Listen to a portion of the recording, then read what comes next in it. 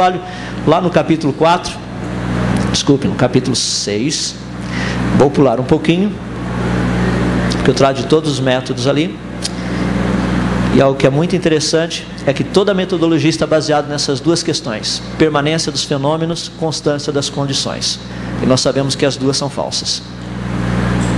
O que dizer de toda essa datação dos bilhões de anos? Altamente questionável, no mínimo. E o último capítulo que eu trato do livro é a questão justamente relacionada com o catastrofismo. Para muitas pessoas, quando nós pensamos em termos de catástrofes, as pessoas falam: não, mas catástrofe é algo assim que nós não observamos. Não, nós observamos, e o planeta Terra tem algumas delas. Essa é uma das crateras, talvez uma das mais conhecidas no nosso planeta. Na década de 90, nós estudamos aquele pequeno cometa Schumacher-Levar, que quebrou em 23 fragmentos, e todos eles caíram no planeta Júpiter. Inclusive, uma das pequenas marcas que ficou na atmosfera do planeta, aquela ali, daria para colocarmos aproximadamente 4 planetas Terra ali dentro. Só para ter uma ideia do tamanho da cicatriz da pancada, do impacto. Quando nós estudamos esses impactos, tem muitas coisas que são muito interessantes, porque nós encontramos isso não só aqui no planeta Terra, nós encontramos em Marte, por exemplo, um dos robozinhos que está em Marte está estudando essa cratera, a Vitória. A Lua está cheia de crateras, vocês estão habituados a ver isso. O planeta Terra tem muitas delas. Por exemplo, a Tenomer, que fica na Mauritânia, tem aproximadamente 1,9 km de diâmetro. A Lonar, que fica na Índia, tem aproximadamente 1,830 km. A Beringer, que foi aquela que eu mostrei logo no início, tem cerca de 1,2 km.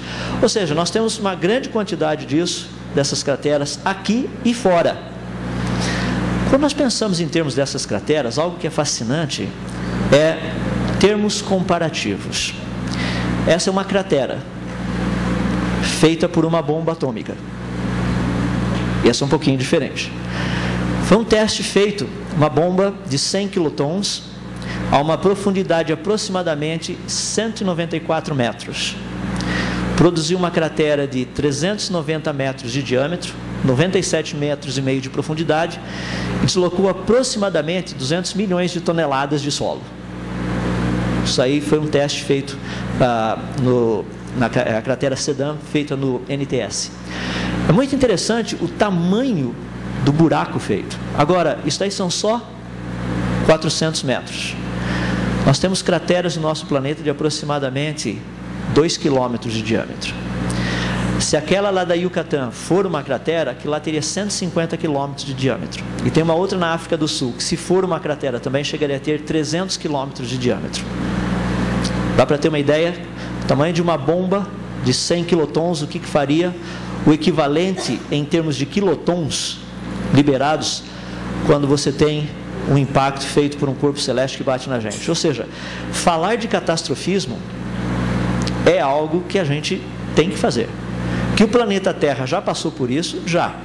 Agora, eu fico fascinado porque nós estudamos, tem várias áreas de catastrofismo, tem questão não só essa do que vem de fora, tem do que acontece aqui embaixo, a questão vulcânica, alguns aspectos que alteram a vida no planeta, questão da liberação de gases, questão de penetração, inclusive, de luz solar através da nossa atmosfera, devido à quantidade de sedimentos, pequenas partículas que ficam na nossa atmosfera jogada por vulcões e coisas assim. Deixa-me resumir tudo isso. Sei que vocês estão com fome e o meu pescoço está começando, já estava incomodando quando eu cheguei, agora nem está incomodando mais, está me deixando quase maluco aqui. Professor Eduardo, só para ajudar o pessoal a ficar mais calmo, o refeitório está nos esperando. Ótimo. Já está avisado, fiquem calmos, tranquilos. Vai estar lá uma comidinha gostosa só para nós, tá? Ok? Para que eles não esperem muito, vamos andar rapidinho aqui, deixa eu só colocar a parte principal que eu gostaria desse contexto. A questão do estudo do catastrofismo é algo importante. Eu fico assim impressionado com isso, porque quando nós pensamos dentro dessa área, Darwin, mais uma vez, disse algo muito interessante. No seu livro, na página 74, ele diz assim: contudo, num longo espaço de tempo, as forças são balanceadas tão gentilmente que a face da natureza permanece uniforme por longos períodos de tempo. embora seguramente a mais simples futilidade dá a vitória a um organismo sobre o outro. Todavia, a nossa ignorância, olha que interessante, todavia, a nossa ignorância é tão profunda e tão alta a nossa presunção, que nos maravilhamos quando ouvimos da extinção de um organismo.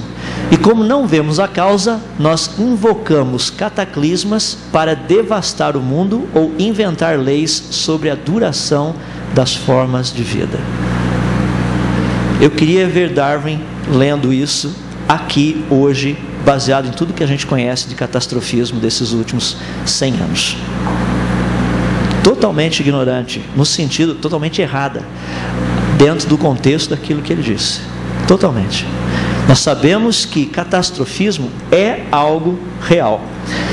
Agora, apenas para terminarmos, eu pulei muita coisa aí, viu? Acho que vocês sabem. Daí você tem que ler o livro depois, né? Afinal de contas, senão não vale falar o livro todo aqui. A pergunta que nós temos é: o nosso planeta apresenta pelo menos 10 áreas específicas de coisas muito interessantes. São fenômenos, são evidências. Todas elas, têm características muito similares. Por exemplo, formação de cânions. A dorsal meso-oceânica, aquela cadeia de montanhas no fundo dos oceanos. As plataformas oceânicas e o talude continental. Por que nas praias você começa, vai devagarzinho, vai descendo a praia e de repente, cai de uma vez? Porque é assim no planeta todo. Vulcões e lava vulcânica, água subterrânea, variações magnéticas no fundo dos oceanos, principais cadeias de montanhas, o encaixe dos continentes, petróleo e carvão, cemitério de fósseis. Tem 10 áreas. O que eu procuro colocar no finalzinho do livro, dentro da área de catastrofismo, é que essas 10 áreas encontram-se literalmente conectadas. Elas estão.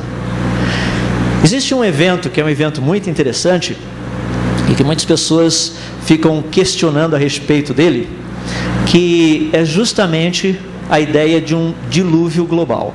Eu não estou aqui para defender o dilúvio, apenas para comentar. Um dilúvio teria produzido essas 10 características. Um dilúvio só. Se o dilúvio não aconteceu, então nós teremos que encontrar situações nas quais todas elas teriam aparecido. Agora, qual o alvo principal então? Isso é um pouquinho do que todo o material que tem dentro do livro. O alvo não é fazer com que pessoas acreditem, mas que pessoas sejam informadas a respeito disso. A respeito disso o quê? Do criacionismo. Para que possam entender melhor o que está sendo proposto. Que é uma ciência, é uma proposta com base científica. Agora, a última coisa que eu gostaria de deixar para vocês pensarem e refletir um pouco a respeito, muito do contexto que tem sido apresentado dentro de catastrofismo, e eu digo isso tanto na mídia quanto muitas vezes também por nós criacionistas, é falar muito das implicações religiosas, e eu creio que elas são importantes. Como eu já disse, eu sou um cristão, creio na Bíblia, creio na literalidade da Bíblia, e quando eu entro nas universidades, quando ali dentro estou para tratar dessas questões, eu tenho tratado das questões científicas, que é um pouquinho disso tudo que eu mencionei aí, com um propósito específico. Qual? A ideia da ciência.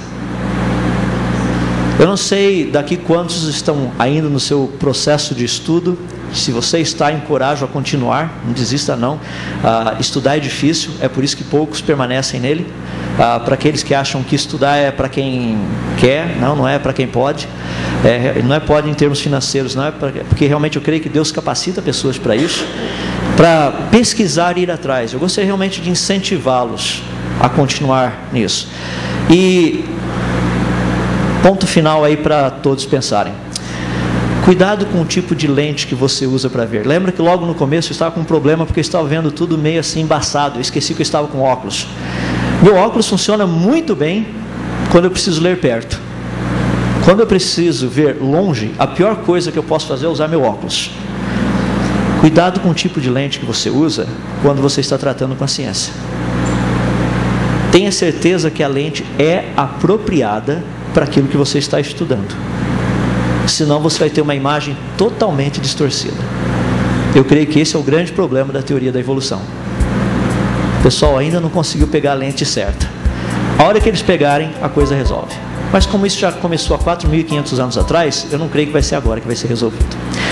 Um pouquinho a respeito, o livro, portanto, como tudo começou. Essa ideia, quase 300 páginas, cerca de 200 citações científicas. Procurei fazer do formato que todo brasileiro gosta. Pouca letra e muita gravura.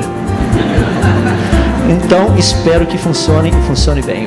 A terminologia, a maneira de falar, eu procurei colocar bem num português coloquial. A terminologia técnica eu coloquei no rodapé, nas páginas finais. Então, você tem